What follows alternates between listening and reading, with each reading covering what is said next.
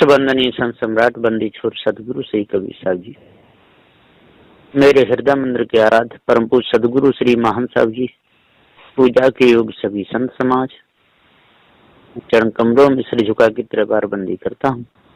बोलिए श्री सदगुरुदेव की जय। सदगुरु श्री कबीर साहब जी इस संसार में बहुत अच्छे पवित्र भाव के संत हुए। संतों का ये जीव को संतो शांत स्वरूप, संतों का ये श्रोता को जो निर्वार रूप। सदगुरुदेव ने कितना अच्छा उपदेश दिया। संतो भक्त सतो गुणानि, जो सत्य गुणों को धारण कर लेता है, सत्य अविनाशी अपने आप को जान लेता है, पारक ज्ञान जिससे हो जाता है, तो वो ही ठीक ठीक भक्ति कर सकता है। और जिसे पारक ज्ञान नहीं हुआ तो जो वो कर्म मार्ग, उपासना मार्ग, योग मार्ग जो चलाया, कहते हैं कर्म मार्ग ब्रह्मा ने चलाया, उसका उपदेश दिया तो ब्रह्मा को सतोगुरु मान लिया। उपासना मार्ग विष्णु ने चलाया तो उनको उनके अनुयायी ने सतोगुरु मान लिया। और महादेव ने योग मार्ग चलाया तो उन्होंने उसको मान लिया। यहाँ पर सदगुरु श्री कबीर साहब जी कहते हैं संतो भक्त सतोगुरानि, जो सतोगुणी जो मनुष्य है, तो तीनों गुणों पर जो विजय प्राप्त कर लेते हैं, वो ही ठीक भक्ति कर सकते हैं। नहीं तो भक्ति कर ही नहीं सकते। भक्ति तो करते हैं लेकिन झूठ बोलते हैं, मनमती रहते हैं, तो कभी भक्त नहीं हो सकते। भक्ति वो ही कर सकता है जो जात वर्ण कुल खोए, वो सभी प्रकार की मानंदी को त्याग दे। कामी क्रोधी लालची इनसे भक्त न होए, भक्त करे कोई सूरमा जात वर्ण कुल खोए। वो कभी किसी के चक्कर में नहीं पड़ेगा कि जो चाहे कि नहीं चाहे, वो शुद्धता देखेगा। जिसके अंदर शुद्धता है, जिसके अंदर बुरे विचार हैं, जिसके अंदर नीचता है, वही नीचा है। और जिसका मन पवित्र है, शुद्ध है, साफ है, वो ऊंचा है। तो संतों को सबसे ज्यादा, साधु संतों को विचार करके तब पैर आगे रखना चाहिए, क्योंकि संसार में सब तरह के लोग हैं। शुद्धता का ज्ञान तो संसार में है ही नहीं। कहीं भी चले जाओ, चाहे वो ब्राह्मण हो, क्षत्रिय हो, वैश्य हो, शूद्र हो, कोई भी हो जो वर्ण बनाए उनमें से, किसी को भी शुद्धता का ज्ञान नहीं। शुद्धता का ज्ञान, टकसार का ज्ञान पारखी संत बताते हैं। उनमें भी जो अपने गुरुजनों से सीखे हुए हैं, उन्होंने बारीकी से संत गुरुजनों की सेवा करके जो टकसार सीखी, तो वो ही जाने, नहीं तो उनमें भी नहीं जान पाते। धोखे में फंसे रहते हैं, दूसरों को फंसाते रहते हैं और जहां तहां गंदा संदा खाते भी रहते हैं, तो जानते ही नहीं। तो संतो भक्त सतोगुरानि, भक्ति वो ही कर सकता है जो इंद्रियों पर विजय प्राप्त करे, चोरी हिंसा व्यभिचार से दूर रहे, ईर्ष्या क्रोध मान छल दूर रहे, गाली निंदा झूठ से दूर रहे, और सही ठीक ठीक बात कहे। कुछ भी हो कहे बिना मोह रहा न जाई, ब्रही ले ले कुकर खाई। सदगुरु श्री कबीर साहब ने कहा है कि मेरे पे कहे बिना नहीं रह जाता। मैं तो सत्यवादी हूँ, सत्य ही बोलूंगा, झूठ नहीं बोल सकता। पत्थर को पत्थर, पानी को पानी कहूंगा। मैं कभी भी पत्थरों को देव नहीं कह सकता है, और खाने पीने की वस्तुओं को कभी भी पत्थरों की मूर्ति पे नहीं चढ़ा सकता, क्योंकि उसका दुरुपयोग होगा। दूध का, घी का, जो भी सामग्री है भोजन चढ़ाएंगे वो बिगड़ेगा, और चढ़ाने वाले को उसका दोष लगेगा, वो बचेगा नहीं। इसलिए जिंदे मूर्तियों की कमी नहीं है संसार में, एक से एक त्यागी हैं, एक से एक बैरागी हैं। उनके पास जाइए, उनसे ज्ञान बोध भी मिलेगा और टकसार भी सीखने को मिलेगी। लेकिन लोग सीखना नहीं चाहते, क्या करना चाहते हैं? भूत भवानी चंडी मुंडी दीना भरम लगाए, ईश ब्रह्म देवी देवों का भरम शवन को खाए। ये भूत भवानी चंडी मुंडी बहुत बड़ा भरम लगाया लोगों ने। सज्जनों, मनुष्यों को धोखे में डाला जा रहा है, और दूसरा कौन डालेगा? मनुष्य ही मनुष्य को धोखे में डाल रहा है। कहीं भूत का भरम लगाया जा रहा है, कहीं भवानी चंडी मुंडियों का भरम लगाया जा रहा है, कहीं ईश्वर के गुण गागा कर भ्रम बढ़ाया जा रहा है, कहीं ब्रह्म का भ्रम लगाया जा रहा है, कहीं देवी देवों का आडंबर रचा जा रहा है। यह भ्रम सबको खा रहा है। किसी के कान में दर्द हो जाए तो तुरंत कहते हैं किसी देवता ने तो नहीं कर दिया। हो सकता है इसे कोई देवता लग गया। अचानक दर्द होना किसी न किसी देवता की खोर है। फिर उसे किसी भूत झाड़ने वाले के पास ले जाते हैं और कहते हैं हमारे बेटा के कान में दर्द हो रहा है, देखो तो किस कारण से हो रहा है। तब भूतों को झाड़ने वाला देख कर बताता है, ओहो, अच्छा किया आप इसे हमारे पास जल्दी से ले आए, इसको कालू देवता लग गया है। अब चिंता छोड़ दो, इसे छोड़कर भागना ही पड़ेगा। आप हवन की तैयारी कर लो। 5 प्रकार की मेवा लगेगी, 5 प्रकार की मेवा लगेगी। 4 किलो ले आना। 5 प्रकार के फल लगेंगे, 2.5 किलो ले आना। 4-6 किलो बतासे भी ले आना। 5 किलो गाय का देसी घी भी ले आना। 7-8 नारियल भी ले आना। 21 मीटर कपड़ा भी ले आना।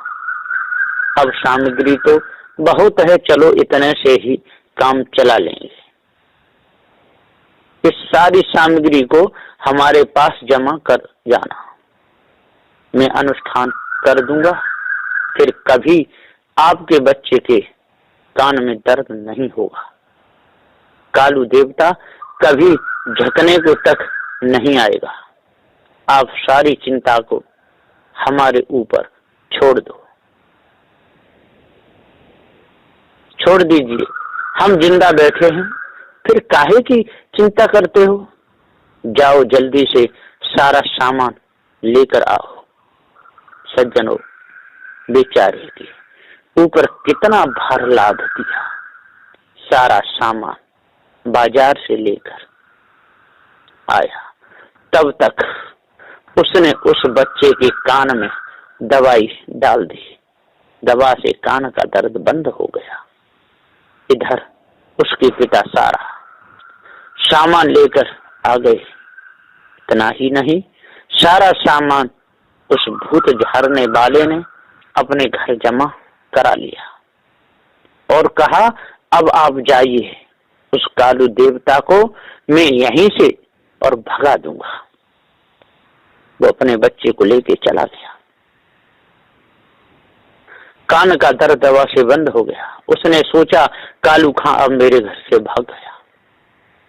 इस प्रकार से लोगों को भ्रम में डाला जा रहा है, फंसाया जा रहा है। सज्जनों, न कोई कालू खां होता है, न कोई देवी, न कोई देवता। ये सब मनुष्य के हृदय से उठा हुआ भ्रम है। हाँ, रोग आता रहता है खान पान के माध्यम से। कोई ऐसा बड़ा रोग होता है कुछ दिन में जाता है, कोई पूरा जीवन जाता ही नहीं, प्रारब्ध का है। लेकिन इसमें भूत भवानी चंडी मुंडी का कोई लेना देना नहीं। ये सारा बहुत बड़ा भ्रम है, और जब तक हम इस भ्रम के गुलाम बने रहेंगे और तब तक हमको कुछ भी नहीं मिलेगा। पुरानी प्रथा पर चलते हैं, बात न मानत नीति, बिल्कुल नहीं मानते। लकीर के फकीर बने ही पूरे, ढोंगन की गति सीखी। पुरानी प्रथाओं पर चलते हैं, सत्य न्याय निर्णय की बात को तो मानते ही नहीं, धोखे में ही जा रहे हैं। और कोई सज्जन संत गुरुजन पारखी संत या भक्त सत्य निर्णय की बात कहते हैं तो आंख निकाल कर खाने को दौड़ते हैं। सज्जनों, इस संसार में देखने में आ रहा है कि लोग पुरानी प्रथा पर ज्यादातर चलते चलाते आ रहे, उन प्रथाओं को छोड़ना ही नहीं चाहते। जवानी में कोई मर जाए तो वह भूत हो जाता है, स्त्री चुड़ैल हो जाती है। यह भूत चुड़ैलों की प्रथा चली आ रही है। कुल देवी की पूजा, बकरी बकरा काटने की प्रथा, गंगा यमुना नहाने की प्रथा, ब्राह्मणों को घर में बुलाकर पूजने की प्रथा, इन सारी पुरानी प्रथाओं के लोग गुलाम बन गए हैं, लकीर के फकीर बन गए हैं। और जो पहले के ढोंगी लोग हुए थे उन्हीं की गति सीखी है। सतपथ पर तो चलना ही नहीं चाहते।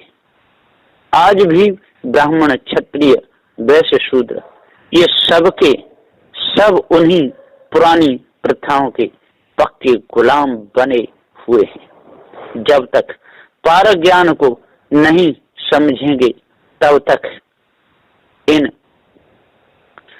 बेढंगी कुरीतियों के गुलाम बने ही रहेंगे। पारखी गुरुजन बार बार समझाते हैं कि इन पुरानी प्रथाओं को त्यागो, छोड़ो, लेकिन कोई भी मानने को तैयार है ही नहीं। सब के सब पछता में ही जीवन बिताना चाहते हैं। ऐसा हाल है। सज्जनों, मैं तो बार बार यही कहूंगा कि झूठी रूढ़ी बातों को त्यागो, सही रूप में मानवता धारण करो। पारखी सदगुरु की शरण में जाकर मन के विकारों को समझो, समझ लो, जड़ मानंदी को समझ लो, भ्रम भूल कल्पना को समझ लो और त्याग वैराग के द्वारा त्याग दो। सारे भार को सिर से उतार दो, हल्के हो जाओ। इससे आप लोगों को बहुत लाभ मिलेगा। पागलपन का भूत उतर जाएगा। सत्य अविनाशी, चेतन जीव सत्य है, ऐसा पूरा बोध हो जाएगा। मन की बीमारी सब कट जाएगी। ऐसा सुंदर सदगुरुदेव का ही ये उपदेश है। और जो इस उपदेश को जो अपने हृदय में धारण करेगा उसके अंदर से सभी प्रकार की कालमा, सभी प्रकार का भ्रम निकल जाएगा। और यदि कोई ना निकलवाना चाहे तो इसमें तो सदगुरुदेव कुछ कर ही नहीं सकते।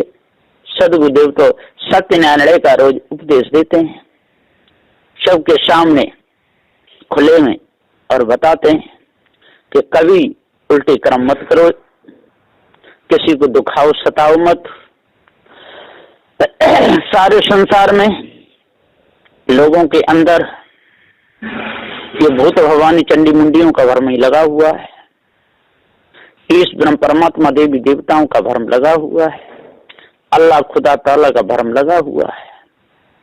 मठ मंदिरों में पूजा करने का भ्रम छाया हुआ है। सत्य न्याय निर्णय को कोई जाना ही नहीं चाहता, पवित्र भाव को कोई बनाना ही नहीं चाहता।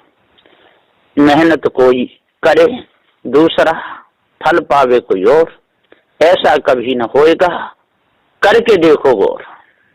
मेहनत कोई करे और फल कोई पावे, ऐसा नहीं होता है। जो करता है सोई भरता है, करता सो भोगता। मित्रों, लोग कहने को कह तो देते हैं कि अकेला व्यक्ति कुछ भी नहीं कर सकता। बहुत से काम ऐसे हैं कि अकेले बिना हो ही नहीं सकते। त्याग वैराग लेगा तो अकेला होना ही पड़ेगा, सत्य बोलेगा तो अकेला होना ही पड़ेगा, शरीर छोड़ेगा तो अकेला होना ही पड़ेगा। बुरे विचार ज्यादातर अकेले में ही आते हैं। शादी करेगा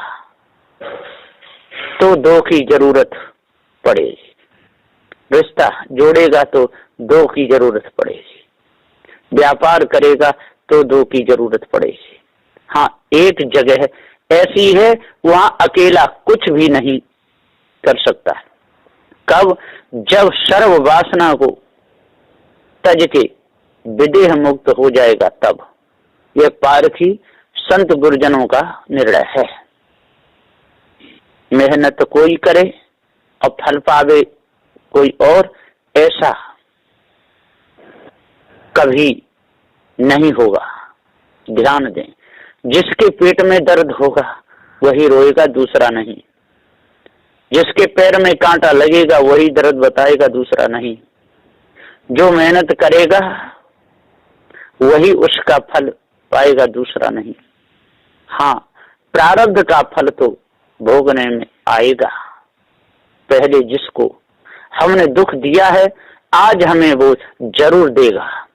हमारे कर्मों का ही फल हमको मिलता है, आज मिले या कल। लोग समझते हैं मेहनत कर रहे हैं हम और फल भोग रहा है दूसरा। यह बहुत बड़ी भूल है। चाहे आज फल भोगो या कल, अपनी मेहनत का ही फल सामने आता है। अच्छी मेहनत करोगे तो अच्छा फल सामने आएगा, और बुरी मेहनत करोगे तो बुरा फल सामने आएगा। मेहनत कोई और करे और फल पावे कोई और, ऐसा होगा ही नहीं। गौर करके देखो, विवेक विचार से काम लो, कर्म विधान को समझो, तब पूरा भेद समझने में आएगा। सदगुरुदेव ने कोई कसर नहीं छोड़ी, पारखी संत गुरुजनों ने कोई कसर नहीं छोड़ी। लेकिन ढोंगी लोग घुसिया में, तो उनका तो कोई उपाय ही नहीं है। अब कोई बेढंगी बातें करता रहे और संसार में भी फंसा रहे और भेष लेकर के भी बैठा रहे, तो उसका तो कोई महत्व नहीं। त्याग और वैराग का बहुत बड़ा महत्व है। तो सज्जनों, जो ईश ब्रह्म परमात्मा देवी देवताओं का जो भ्रम लगाया गया है, तंत्र मंत्र जादू टोना का जो भ्रम लगाया गया है और सारे संसारी लोगों को धोखे में फंसाया गया है, ये तो मायावी गुरवा लोगों का झूठा जाल है। और जब तक इस हम जाल में फंसे रहेंगे तब तक हमको पार ज्ञान होगा ही नहीं। आज कितना सुंदर समय मिला है, ऐसे सुंदर समय को पा करके और इधर उधर की जो झूठी बातें हैं, रूढ़ी बातें, इनको त्यागें और सही रूप में मनुष्य बने। क्योंकि हमारे कर्म ही हमको दंड देते हैं, चाहे आज के हों चाहे पहले के हों। पहले के कर्म आज दंड दे रहे हैं, आज के संचित में जमा होंगे। इन कर्मों का जब शरीर मिलेगा तब वो फल हमारे सामने आएगा। हम समझ लेते हैं मेहनत हम कर रहे हैं और खा कोई और रहा है। अरे भाई, पहले मेहनत वह करता था, खाते थे आप, है ना। पहले वो कमा कमा के लाता था, चुरा के ले जाते थे आप, और आज आप कमा कमा के लाते हो, चुरा के ले जाता है वो। मेहनत करते हो बाप खाता है वो। दौज का बदला तीज में जाएगा कहाँ, बदला भोगना ही पड़ेगा। इसलिए पारस सिद्धांत को जानो, जड़ चेतन के भेद को समझ करके ये सारी मिथ्या जो वाणी है, जो मिथ्या भ्रम है, इसको अपने अंदर से दूर करो, तब पूर्ण शांति मिलेगी। नहीं तो मिथ्या धोखे में जीवन चला जाएगा। बस इन्हीं वचनों के साथ में मैं अपनी वाणी को विराम देता हूँ। बोलिए श्री सद्गुरुदेव की जय।